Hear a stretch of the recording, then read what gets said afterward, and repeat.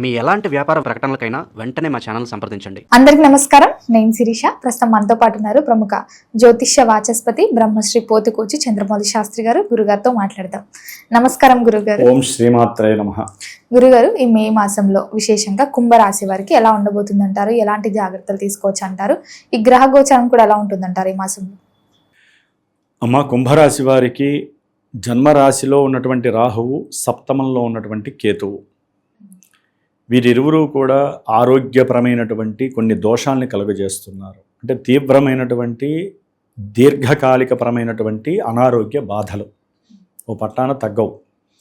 అట్లాగే లాంగివిటీలో పెట్టినటువంటి పెట్టుబడుల పరంగా ఆర్థికపరమైనటువంటి సంక్షోభాన్ని చూపిస్తూ ఉంటారు ఈ రాహువు. దానికి తోడు కుంభరాశ్యాధిపతి, మకర రాశ్యాధిపతి అయినటువంటి శని భగవానుడు 2వ స్థానంలో ఉండటం, దానికి తోడు మే 10 వరకు కుజుడు కూడా అక్కడే ఉండి ధనాన్ని ఏ విధంగా నష్టపరచాలో ఆ విధంగా నష్టపరుస్తాడు. అంటే ఆర్థికంగా నానా విధములైనటువంటి అగచాట్లు పడే అవకాశము కుంభరాశి వారికి ఈ మాసంలో మే 10 వరకు ఉంటుంది. ఎందుకంటే అమ్మ, శని ఒక్కడు ఆల్రెడీ కొన్ని నెలల బట్టి ఉన్నారు, అలవాటు పడిపోయారు.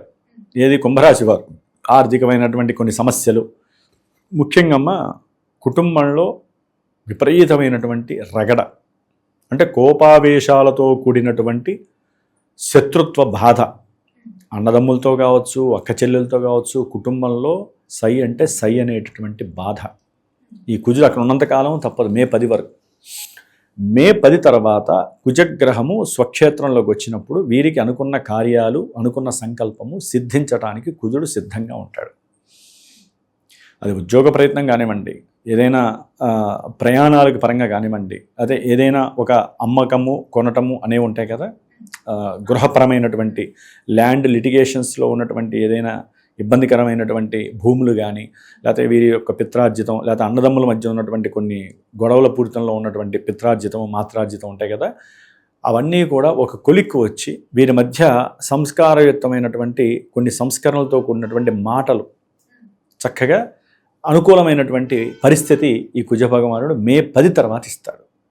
అప్పటి వరకు కొంచెం ఇబ్బందిగా ఉంటుంది కుంభరాశి వారికి. అట్లాగే ఇదే రాశిలో దాదాపు మే 14 వరకు రవి మహానుభావుడుండి ఉద్యోగపరమైనటువంటి, వ్యాపారపరమైనటువంటి, భార్యాభర్తల పరమైనటువంటి కొన్ని అనుకూల సంభాషణలు, వాటి ద్వారా కొన్ని విజయ పరంపరలు కూడా వీరికి చేకూరతాయి. ఎప్పుడైతే మే 14 తర్వాత రవి మరియు బుధుడు ఇరువురు కూడా 4వ స్థానంలోకి వెళ్తారు. అంటే చక్కటి తెలివితేటలు, విద్య యందు ఆసక్తి, ఏదో సాధించాలనేటటువంటి తత్వము, ఇవన్నీ కూడా పుష్కలంగా ఉన్నటువంటి బుధుడు 4వ స్థానంలో కుంభరాశి వారికి ఉండి మంచి ఆలోచనతో ఉన్న రవి అనేటటువంటి గ్రహము వేరే పరధ్యాస వలన అక్కడ ఉండి గృహంలో ఉండేటటువంటి కొన్ని సమస్యలకి, ఆర్థికపరమైన సమస్యలు, తండ్రిపరమైన సమస్యలు, సంఘంలో వీరికి ఉన్నటువంటి కొంత ఇబ్బందికరమైనటువంటి ప్రతికూల పరిస్థితులు ఏంటంటే విద్యలో ఇబ్బందులను కలుగజేస్తాయి. అట్లాగే 5వ స్థానంలో ఉన్నటువంటి గురు భగవానుడు, ఈయనతో మే 15 తర్వాత శుక్రుడు కూడా కలుస్తున్నాడు. ఇది అత్యంత యోగప్రదం. మే 14 వరకు శుక్రుడు బాగున్నాడు, అంటే గృహ ఉపకరణాలు, లేకపోతే విశేషమైనటువంటి ధనరాబడి, ఏది మే 14 వరకు. మే 15 కూడా అనుకోండి, అంటే మే మొత్తం కూడా శుక్రుడు చాలా చాలా అనుకూలమైనటువంటి పరిస్థితుల్ని కలుగజేస్తున్నాడు. ఒక రకంగా చెప్పాలంటే విద్యాస్థానంలో శుక్రుడు ఉన్నాడు కాబట్టి బుధుడు కూడా కలిసి ఉంటాడు. కాకపోతే ఈయన వచ్చేసరికి శుక్రుడు వెళ్ళిపోతాడు, అది విశేషం. అందుకని మే 14 వరకు కూడా శుక్రుడు ఆ స్థానంలో ఉండేసరికి విశేషమైనటువంటి విద్యా పరిజ్ఞానం వీరికి లభిస్తుంది. అట్లాగే గృహపరమైనటువంటి, వాహనపరమైనటువంటి, లేకపోతే బంగారమో వెండో ఇలాంటి విషయాల యందు కూడా వీరు కొంత అనుకూలమైనటువంటి పరిస్థితులు, గృహంలో చక్కటి సౌఖ్యం కనబడుతోంది కుంభరాశి వారికి. తర్వాత 5వ రాశిలోకి వచ్చినప్పుడు సంతానపరమైనటువంటి యోగాలు ఈ కుంభరాశి వారికి కలగడానికి అవకాశాలు ఉన్నాయి. గురు శుక్రులు కలవటం.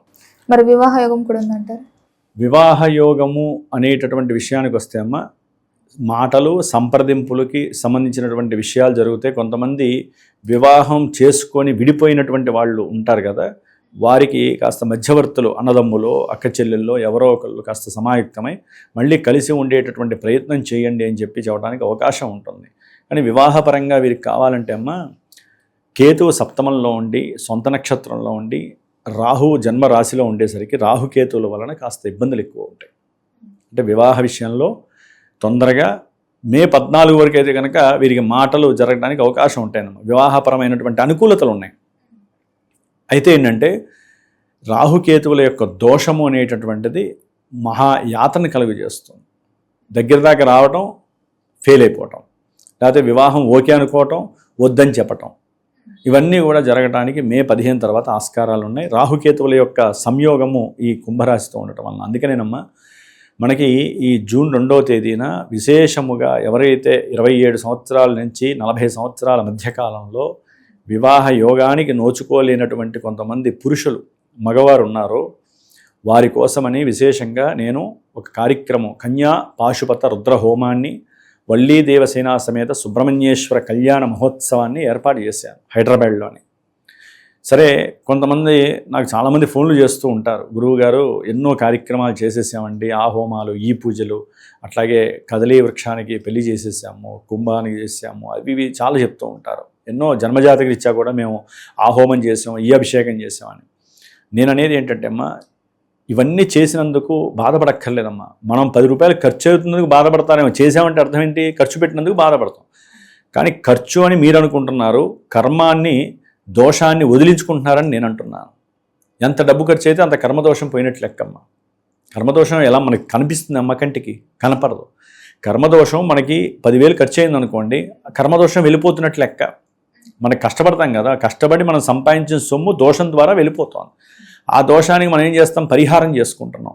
కాబట్టి ఈ విధంగా ఎవరైతే జన్మజాతక రీత్యా స్త్రీ దోషము, సర్పదోషాలు, కుజదోషాలు, అట్లాగే విశేషముగా పునర్భూ దోషాలను ఉంటాయి, వివాహానికి బాగా ఆలస్యం చేస్తూ ఉంటాయి, వివాహం అయ్యే అవకాశాలు ఉంటాయి జాతకంలో.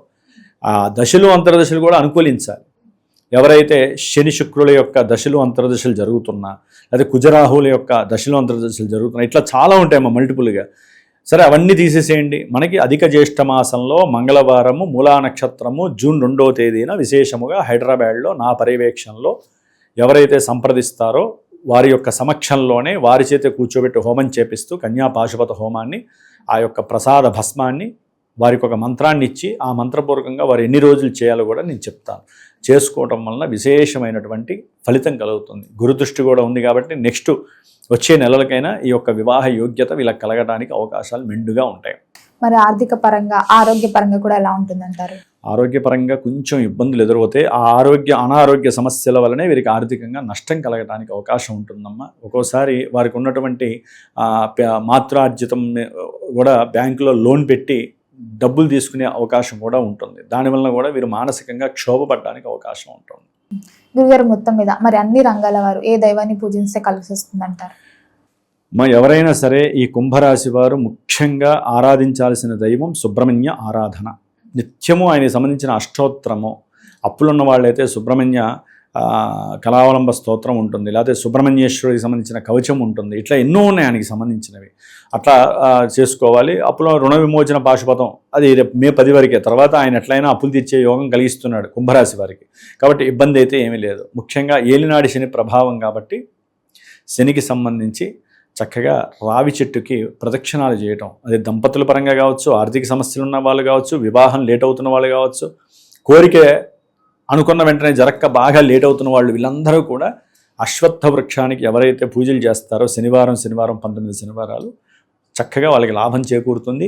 అట్లాగే హనుమంతుడి వారి ఆరాధన మాత్రం మర్చిపోకూడదు. సుబ్రహ్మణ్య ఆరాధన, హనుమంత ఆరాధన వీరికి చాలా విశేషమైనటువంటి పుణ్యప్రదం. గురుగారు, మొత్తం మీద మే మాసంలో కుంభరాశి వారికి ఎలా ఉంది, ఎలాంటి జాగ్రత్తలు తీసుకోవాలి తెలియజేసినందుకు ధన్యవాదాలండి. శుభమస్తు.